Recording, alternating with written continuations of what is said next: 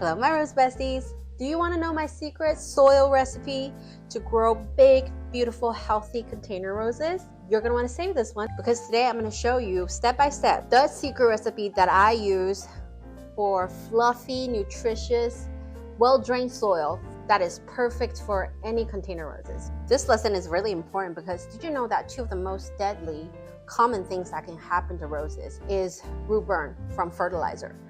That is irreversible. Now the second one is that you just forget to water it and it dies from dehydration. First thing I'm going to use, as you can see, I'm a huge fan of coco coir. It is natural, it's eco-friendly, and you can buy these for pretty cheap on Amazon. A little block like this is about 1.4 pounds and it makes about 2.4 gallons of fluffy coco coir like this. And for the ratio, I use anywhere from 50 to 70% of coco coir. And like I do with a lot of things, I measure it with my heart, so 50 to 70%, that seems like the sweet spot for me. And my tip to expand these coco coir is in piping hot water. It makes a huge difference. So much easier, it makes it so much more fluffier. So definitely try that. And for the next 20%, I like to go straight to my garden bed and take a handful of the soil straight from my garden bed. Because I actually feed my garden bed with the compost I make myself. And it's filled with nutrients and a lot of minerals. It's great for rose growing. And the last 10% is going to be perlite.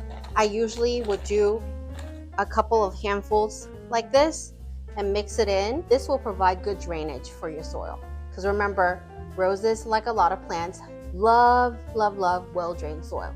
That is why I always tell people, if you don't want to use my secret recipe, which is totally fine, and you want to go to the store and buy, I don't know, Miracle Grow or some kind of potting mix that you can find in the market that already has fertilizer in it. And that is fine. Your rose will do just fine as well. I just prefer my recipe because I notice a difference. And I prefer fertilizer-free soil to start my young roses to avoid any root burn that could happen with fresh young root system. Now, if you don't have that garden soil that's filled with, naturally homemade compost, you can just replace that 20% with a regular store-bought potting mix. That is totally fine as well. Okay, sum it up. 50 to 70% of coco coir, 20% of either your garden soil, like me, or regular store-bought potting mix, and the last 10% will be perlite. Remember that, write it down, try it out. Your finished product should look something like this. It's nice, it's fluffy, it's aerated, it's well drained, just like this. And you will know if it's too dense if you try to water it and the water doesn't go through the soil right away. If the water collects and pile up, you see that water is going through right away.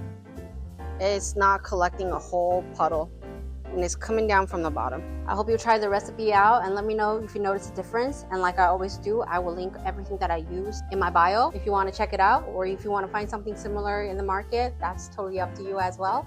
But I hope you all have beautiful blooms this upcoming season. I'll see you in the next one. Happy planting!